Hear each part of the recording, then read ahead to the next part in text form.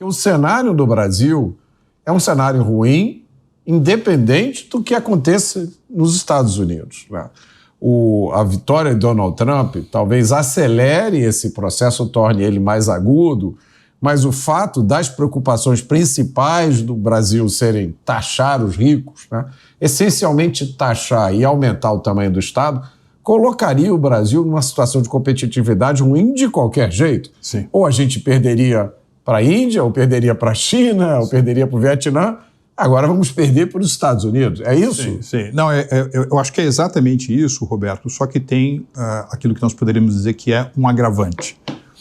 Porque uma coisa é você entrar num período inercial, né, ou de perda de capacidade relativa, quando o cenário lhe é muito negativo.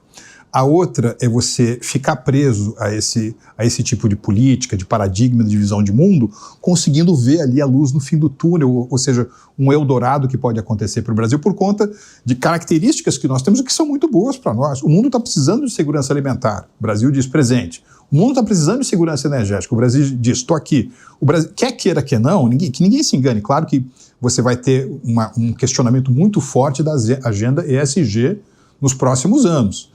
Mas você vai ter uma contínua expansão do tema da diversidade, por exemplo, de fontes energéticas e do aumento de capex para economia verde. O Brasil é protagonista nisso tudo. Nós estaríamos, mais uma vez, nós tínhamos que estar surfando o topo dessa onda. E por conta dessa visão, que eu acho toda ela muito pouco amistosa, né, ao investimento, à aposta de longo prazo, você tem o contrário. O Brasil está saindo da tela de radar todo mundo. Você vai no Fórum de Davos, pouco se fala sobre o Brasil. Você vai nas reuniões de primavera ou de outono do Fundo Monetário, do Banco Mundial, pouco se fala sobre o Brasil.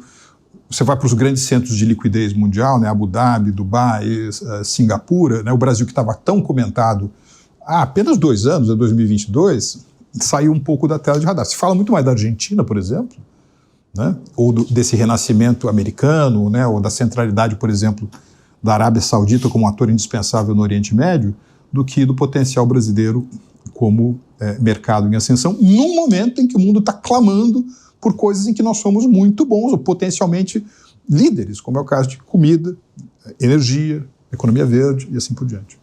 Mas eu acho que eu não cometo uma injustiça se eu disser que essas coisas que colocam o Brasil hoje numa posição de desvantagem, são essencialmente ideias absolutamente equivocadas que foram transformadas em projeto de governo e que estão hoje direcionando o Estado brasileiro. Ou seja, é um problema de software, não é um problema de hardware, né? Sim. Porque a nossa terra continua aqui, nossa matriz energética continua aqui, nossa situação geográfica continua aqui, a nossa população continua aqui.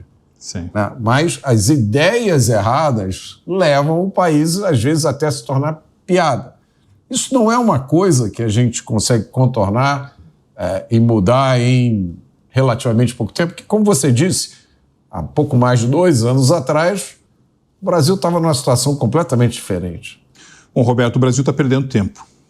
E tempo é dinheiro, né? Essa imagem que você utilizou do software, do hardware, eu acho ela muito apropriada e ela é verdadeira em mais de uma dimensão. Ou seja, é como se você tivesse com um tipo de máquina, né, de computador que exige um tipo de software e não há compatibilidade, né, aquele software é incompatível. Então, essa imagem é válida, mas tem uma outra também que é válida, que é o seguinte, que o sujeito coloca um software que está na sua versão como apareceu pela segunda vez, ou seja, você coloca um software da segunda metade dos anos 80 numa máquina de 2025. Como os computadores que eu usava na segunda metade dos anos 80, que eram os computadores da Cobra, computadores brasileiros. O mundo usava software da Microsoft e da Apple e eu usava o software da Cobra. Hoje no smartphone você tem mais tecnologia embutida do que aqueles gigantescos computadores do tipo mainframe, que precisavam, né, de salas gigantescas com sistemas de refrigeração que consumiam muita energia. Assim, o Brasil é um país confuso, né? O atual governo brasileiro é um governo confuso. E aí eu gosto de brincar com a palavra de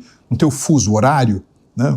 Horário, as horas são uma medida de tempo, os anos são uma medida de tempo, as décadas são uma medida de tempo. Há uma espécie de confusão brasileira em áreas como política externa e política econômica. Parece que o Brasil ainda está naquela virada dos anos 60 para dos anos 70, puxa, no ano de 2025. Esse é o preço que nós estamos pagando. Nós estamos perdendo tempo e, portanto, nós estamos perdendo dinheiro.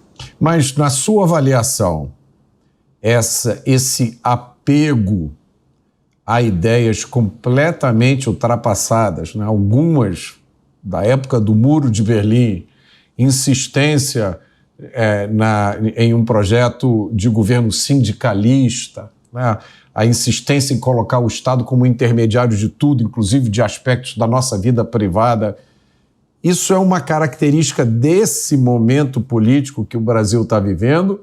Ou você acha que isso é uma volta que a gente fez ao passado do qual vai ser difícil se livrar? Roberto, é engraçado, né? Porque se você pegar 3 ou 4 países, né, ou apenas para fins de ilustração aqui, você pega um país como os Estados Unidos, você pega um país como os Emirados Árabes Unidos, você pega um país como Singapura e você pode pegar um país como a Índia, né? Eu acho que esses 4 atores que eu mencionei aqui são atores em ascensão, né? Em diferentes proporções, mas são atores em ascensão. Que GPS norteia, ou que pontos de GPS norteiam esses países? Bom, nós estamos diminuindo ou aumentando o papel do Estado na economia. Me parece que esses países estão querendo diminuir. Esses países estão buscando atrair ricos e riqueza ou a expulsar ricos e riqueza. Me parece que eles estão querendo atrair. Eles estão oferecendo mais previsibilidade legal e jurídica ou menos previsibilidade legal e jurídica. Ou seja, você é capaz de identificar, ainda que em diferentes civilizações, diferentes geografias, diferentes modelos, sistemas de governo, algumas características que estão funcionando como uma espécie de elevador para que os países continuem a sua ascensão econômica. Em todas essas características que eu mencionei, por exemplo, se você pegar os últimos 25 meses, né? O Brasil melhorou ou piorou a administração das suas empresas estatais? Aumentou ou diminuiu a maneira pela qual o governo exerce, não é, a sua influência, ainda que indireta, em empresas de capital misto? Melhorou ou diminuiu ou piorou a dinâmica de privatizações e concessões? Nós estamos falando em diminuir a carga tributária ou aumentar a carga tributária? Ou seja, se você olhar por essas diretrizes, em muitos aspectos nós estamos indo na contramão daqueles países que me parece hoje são mais dinâmicos. De modo até, Roberto, que se você me permite, você sabe que durante muito tempo, né, nós utilizamos a sigla G7, né, que são 7 economias industrializadas, supostamente mais desenvolvidas e impactantes do mundo. Estão falando dos Estados Unidos, Alemanha, Japão, França, Reino Unido, Itália e Canadá, o G7. E você tem um outro critério que eu de vez em quando utilizo, que é o critério do E7, as 7 maiores economias emergentes do mundo: China, Índia, Brasil, Indonésia, Turquia, Arábia Saudita e México. Me parece que daqui para diante, né, você estava falando de uma nova geopolítica. Nessa nova geopolítica, nesse novo ciclo dos próximos 25 anos, daqui até 2050, essa noção do G7 e do E7, né, ela vai ser substituída por uma nova ideia que eu estou chamando de U7 e D7. Ou seja, você vai ter alguns países que nos próximos 25 anos ou vão estar encarcerados numa inércia, ou vão começar a declinar, por isso D7, né? Down 7, declínio de 7, ou então são países que vão continuar a sua importância, a crescer em importância no cenário econômico global. É o que eu chamo de U7, U de up. E eu acho que a maneira pela qual essas duas esferas, né, esses dois conjuntos vão interagir, tem claramente potências que estão em declínio, claramente potências que estão em ascensão, e tem uma faixa intermediária que pode acontecer, sabe, mais uma vez, de ir para a inércia ou declínio, ou, pelo contrário, entrar numa trajetória virtuosa de ascensão. Quem eu acho, nesses próximos anos, que vai estar no D7? Eu acho que o Japão vai estar no D7, eu acho que a França vai estar no D7, eu acho que, em alguma medida, se nada for feito, o Reino Unido está com um pezinho no D7, a Alemanha está com um pezinho no D7. Aí você tem aqueles que eu acho que estão garantidos na primeira liga, né, no U7, aqueles que estão realmente aumentando a sua capacidade de gerar impacto econômico, geoeconômico. Eu acho que é o caso da Índia, eu acho que é o caso da Arábia Saudita, eu acho que é o caso da China, apesar de todas as dificuldades que a economia chinesa vive nesse momento. Sem dúvida alguma é o caso dos Estados Unidos. Agora, você tem um pelotão intermediário que vai oscilar, vai flertar com um grupo ou com outro. Quem eu acho que está nesse grupo intermediário? Eu acho que a Indonésia está nesse grupo intermediário, embora seja um país que tenha crescido recentemente 5% ao ano, praticamente todo ano. Eu acho que a Itália, que tem feito coisas impressionantes no governo da Giorgia Meloni, a Itália que recentemente ultrapassou a França como segunda maior potência industrial da Europa. A Itália pode seguir um caminho de maior, eu acho, virtuosismo econômico. E eu acho que o Brasil está nesse campo, né? Quer dizer, dependendo daquilo que acontecer, ou a gente pode subir para o U7, nos tornarmos uma economia que cresce 3,5%, 4% ao ano durante o período de 15 anos, dobrar a nossa renda per capita, ficar mais parecido do ponto de vista da renda com os países mais pobres da Europa, né, dos países da economia da Europa mediterrânea, ou, pelo contrário, a gente pode, num momento em que a nossa curva demográfica já não é tão mais favorável, ficar um país com uma renda pequena demais para um tamanho de população, sobretudo uma população que não está mais na esfera economicamente ativa, grande demais, ou seja, entrar numa situação de potencial econômico de baixíssimo crescimento. Quando você descreve esses fatores que são relevantes para que a gente diga se o Brasil vai estar num grupo ou no outro, me parece que quase todos eles se encaixam em fatores suscetíveis a mudanças quando acontece mudança de governo, exceto um, que você não mencionou especificamente, mas está envolvido no que você disse, que é a questão da insegurança jurídica.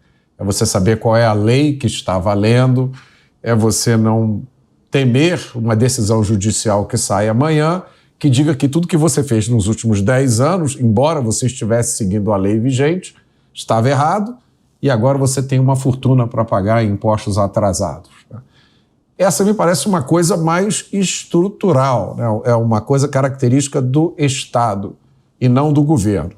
Agora, as outras coisas, né, como, por exemplo, o agigantamento do Estado, a obsessão com impostos, a obsessão com uma retórica atrasada que lembra aquela dos países não alinhados, né? Uma birra quase infantil de querer afrontar os Estados Unidos e se aliar com países que são párias, como o Irã. Essas coisas todas são suscetíveis de mudar em pouco tempo. Sim. Uma mudança de governo, né? E aí eu queria trazer para você um exemplo de um país que até pouco tempo era piada, fonte de desesperança, dado como perdido, que é a Argentina. E, de repente, renasceu. Como é que a Argentina é esperança para a gente? Não, eu acho que você mencionou a Argentina, mas tem um outro exemplo também muito eloquente, Roberto, que é a Grécia, né? Você lembra que você tem duas crises muito grandes, né, nos últimos 15 anos, um pouco mais. Quer dizer, você tem a queda do Lehman Brothers, você tem a crise dos subprimes, você tem o início da chamada Grande Recessão em 2008, e você tem depois a crise dos passivos nas economias da Europa mediterrânea.